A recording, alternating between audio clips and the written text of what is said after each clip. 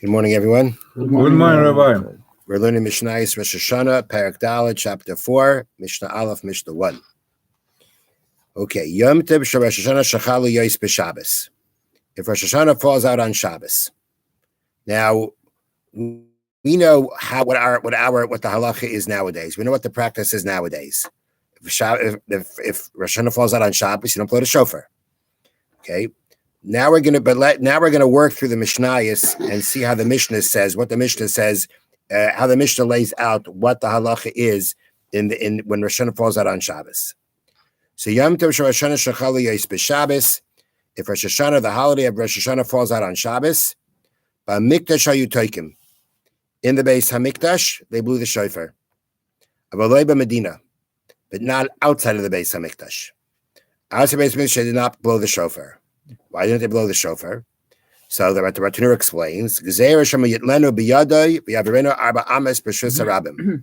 concern is that on Shabbos, you're going to land up, if you can blow the shofar on Shabbos, you're going to land up carrying it in public domain 4 cubits, which you're not allowed to do.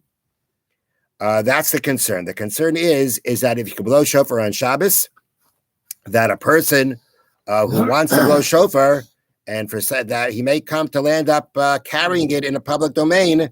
Why is he carrying it? The Ratanur doesn't mention this. I believe the reason is because he wants someone to show him how to blow shofar. Mm-hmm. And because he wants to be shown how to blow shofar, he may land up carrying it, and he wants to take it out of his house, and he may land up carrying it 4 cubits, an area an amount that the Torah forbids you to carry in a public domain. But that's the point. The point is that this is a rabbinic gzera, it's a decree to prevent people from transgressing a Torah prohibition. Therefore, no blowing shofar on Shabbos, so as not to come to carry it in a public domain on Shabbos. Now, the sages only instituted this for outside of the Beis Hamikdash, but in the Beis Hamikdash, they weren't concerned about that, and that's because the Kohanim, who the people in the Beis Hamikdash were the Kohanim.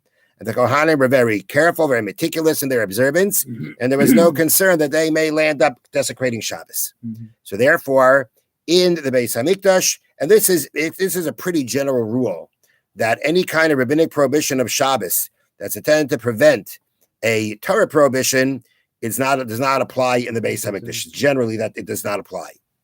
Okay, so that's what he says. B'Mikdash hayu toikim avaloi b'Medina. The Beis Hamikdash they blew, but not outside of the Beis Hamikdash. Yishachara Beis Hamikdash. Once the Beis Hamikdash was destroyed, so now it would come out that nowhere would you be blowing on Shabbos. Hiskim Rabbi Yochanan ben Zakkai, the sage Rabbi Yochanan ben Zakkai, the leader of the Jewish people in his time, he instituted sheyehu toikim b'chol makom sheyesh bo beis din. You blow shofar wherever there is a beis din, wherever there is a rabbinical court. If there's a rabbinical court present, then basically you would have the rabbis, you'd have the judges there that would be on top of the situation to make sure that nothing is carried outside on Shabbos. So that's the point of why Rabbi Yochanan ben Zakkai said that you blow wherever there is a beis din. Now, wait a minute. Now, the Mishnah continues. Amar Rabbi Elazar said, Rabbi Yochanan ben Zakkai el b'yavne b'alvad. According to Elazar's version of the decree or of the law instituted by Rabbi Yochanan ben Zakkai, when he said to blow the shofar in a beis din, it was only in Yavne. Yavne was after the Beis Hamikdash was destroyed, was the place where the Sanhedrin, the high court of the Jewish people, resided. Mm-hmm. So, according to this opinion, Rabbi Yochanan ben Zakkai only allowed blowing the shofar, not in any beis din. It had to be the highest court. It mentions Yavne because that's where it was in his time. But if it were to move somewhere else, the same halacha would apply. As long as you're doing it in front of the Sanhedrin Gedolah, in front of the highest level of the court of the Jewish people, which was 72 judges, that's where you can blow the shofar on Shabbos. A lower court, which could have been, again, a lower court, but of a higher position, the minimum size of a court is 3. But then you have a court of 23.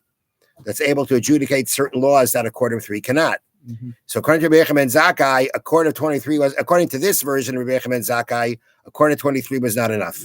It has to be the Sanhedrin, the highest court of the Jewish people. Amrulai, the other sages said back to Rebbe Elazar, Echad Yavna, Echad Kol Makom Sheyesh Bo Bezdin.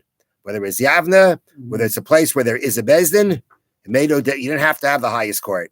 As long as it had a Bezdin, the halacha that Reb Yochanan ben Zakkai, that's where Reb Yochanan ben Zakkai instituted, the shofar should be blown. Now, the question that has to be asked is that what's the difference between the third opinion and the first opinion? The first opinion, meaning the beginning of the Mishnah, said Reb Yochanan ben Zakkai said blow the shofar wherever there's a Beis Din.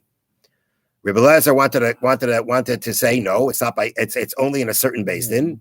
They said back to him whether it's Savna, wherever it's a Beis Din, that's where Reb Yochanan ben Zakkai said to blow the shofar. That means that the third opinion sounds exactly like the first. And if it's exactly like the first, there's no reason for them to have to say it. So therefore, the Gemara and the Rav brings this down, that the difference between the first opinion and the third opinion is, I'm going to read to you now, Tanakama Sabar, Kamakim Sheyesh Bo Beis Din Vafilu Bakroi. Anywhere where there's a Beis Din, even a temporary Beis Din, meaning it's not a set Beis Din. The Amrulai Savri, but the sages, the third opinion hold, it has to have a set court. It has to have an established court. But if it's only a temporary court, for some reason, only temporary setting up there, that is not a place where you can blow the shofar. It has to basically, according to the third opinion, it has to be somewhat similar to Yavna. It has to be somewhere similar to the highest court. It has to be an established court. Yeah. It's an established court in that area, then the halacha is they'd be able to, you could blow there. And it would seem, just give me 1 second.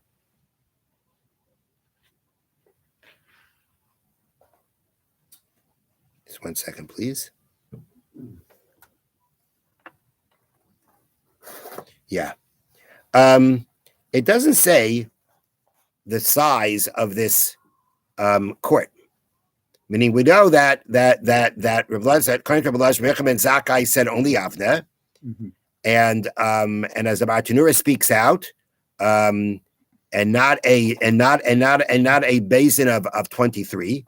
Okay. But the Tanakama disagreed. The third opinion disagreed and said, no, it doesn't have to be Yavna. And the difference is it an established court or a temporary court? But how many people are there? How many people does the court consist of? Doesn't say exactly. Does it have to be, once it's not Yavna, right? Does it have to be 23? Could it be 3 as long as it's established? That's not clear to me. But again, according to Rebbe Elazar, Reb Yochanan ben Zakkai's law that he instituted was only where the Sanhedrin, where the largest court, where the highest court is. And the other one said, and then there's a question as to whether it could be done in another court. Is it enough that it has to be established court or could it be a temporary court? Have a wonderful day. Thank you, Rabbi.